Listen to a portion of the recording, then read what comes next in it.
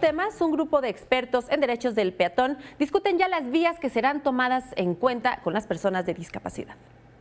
Hoy la ciudad necesita de un engranaje. Continúa el tercer Congreso Nacional Peatonal, La Merced 2016, donde se busca que el transeúnte se convierta en el eje central de la política pública. Se llevan a cabo talleres y conferencias de diferentes funcionarios que defienden los derechos del peatón, como cruzar la calle con calma y seguridad, banquetas amplias y una ciudad hecha a la medida de cada ciudadano. La inclusión de usuarios con capacidades diferentes también es tema, donde algunas personas vulnerables expusieron que generar más infraestructura en la ciudad y el transporte son algunas de las necesidades para este sector de la población. Una persona con discapacidad es doble o triplemente más difícil. Una persona que tiene una discapacidad motora y que no sabe manipular una silla de ruedas de este tipo, definitivamente es casi imposible poder desplazarse por la ciudad. Este congreso continuará hasta el domingo 8 de mayo en sedes como Plaza de la Aguilita, Plaza de la Santísima y el Centro Cultural de España en México, con la finalidad de concienciar a la ciudadanía y respetar al peatón e incentivar una cultura de movilidad.